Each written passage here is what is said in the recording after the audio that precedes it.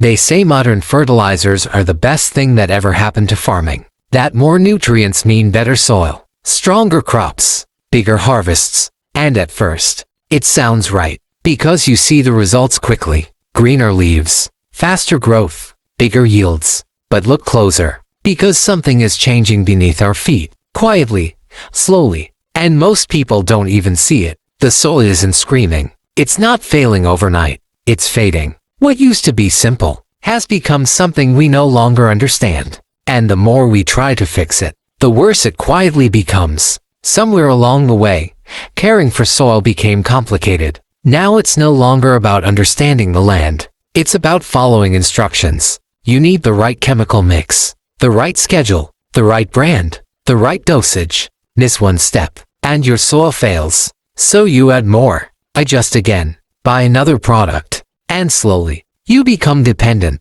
But here's what most people don't question. If the soil was truly getting better, why does it need more input every single season? Before all this, people didn't rely on bags, labels, or formulas. They didn't measure success in weeks. Yet their soil stayed rich, dark, alive. It held water. It fed itself. It supported life beneath the surface you couldn't even see. Now, the soil still grows crops, but it doesn't feel the same. It looks fine on the surface, but underneath, something is missing. The life that once made soil is slowly disappearing. And the scariest part, you won't notice it until the soil can no longer recover on its own.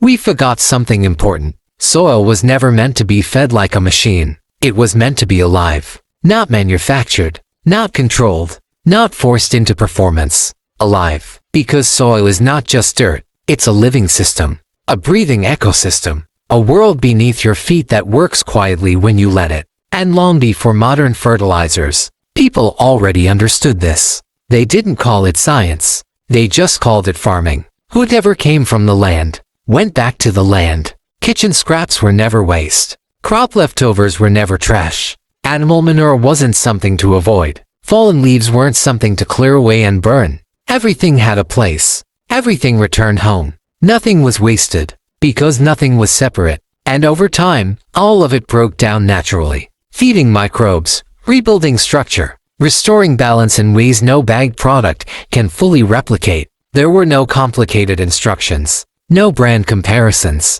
no fear of getting it wrong. Just rhythm, return, and patience. And here's what's surprising. This old method we moved away from. It wasn't primitive. It was intelligent in a different way. Because it didn't fight the soil. It worked with it. No forced growth. No artificial spikes. No dependency cycles, just steady renewal, season after season. And maybe that's what we missed. We thought progress meant adding more control. But in nature, health often comes from less interference. The more we stepped in, the more we disrupted what was already working silently beneath us. And now, what used to feel natural, feels like something we need manuals to relearn. But the truth is simple. The system was never broken. We just stopped participating in it. Back then, soil didn't depend on constant inputs. It sustained itself. Not because it was untouched, but because it was balanced. It had its own internal system. A cycle that never stopped working as long as it was respected. Why? Because life fed life. Microorganisms thrive deep in the soil, breaking down organic matter and turning it into nutrients plants could actually use. Not instantly, but sustainably. Earthworms multiplied, quietly tunneling through the ground, loosening compact soil, improving airflow, and redistributing nutrients like natural engineers of the earth. And organic matter, everything that once lived, broke down naturally over time. Leaves fell, and returned. Plants died back, and became food for new growth. Waste didn't exist in the way we think of it today. It all stayed in the system. And that created something modern farming struggles to replicate. True, living soil. Soil that could repair itself. Soil that could store moisture naturally. Soil that could support crops without collapsing under pressure. Not perfect soil, but resilient soil. Today, we try to replace that life with quick fixes. We add nutrients directly instead of building the system that creates nutrients. We correct problems instantly instead of understanding what caused them. And yes, it works at first. That's why it's so convincing. You see fast results and assume it's progress. But there's a hidden trade-off most people don't notice. The more we depend on external inputs, the more the soil depends on us. It stops functioning independently. It stops regenerating naturally. It starts waiting for the next application, the next correction, the next intervention. And slowly, something subtle happens. The soil becomes less alive and more assisted, less self-sustaining, more managed, until one day, it can't perform without support anymore. And that's the real cost no one talks about. Not just what we add to the soil, but what we slowly take away from it without realizing its ability to live on its own.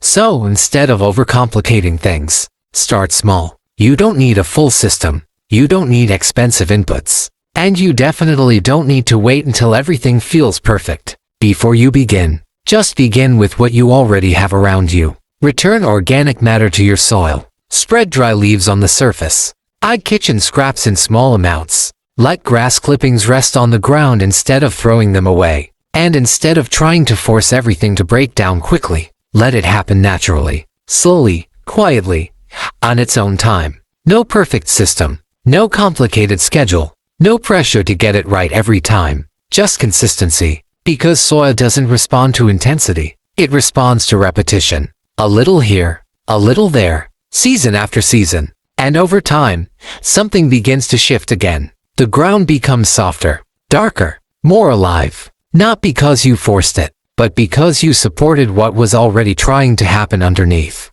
Let nature do what it has always done best. Before all this, things worked better. Not because people knew more, but because they interfered less. They didn't try to control every outcome. They didn't rush every process. They didn't confuse productivity with constant intervention. They worked with the system instead of against it. And maybe that's the real lesson here. Healthy soil isn't something you manufacture. It's something you restore. It already knows how to heal. It already knows how to rebuild. It just needs space and time to do it. And sometimes, the best way forward is going back to what already worked. Not out of nostalgia, but out of wisdom. Because what we call new isn't always better. And what we call old isn't always outdated. Sometimes, it's just forgotten truth waiting to be reintroduced.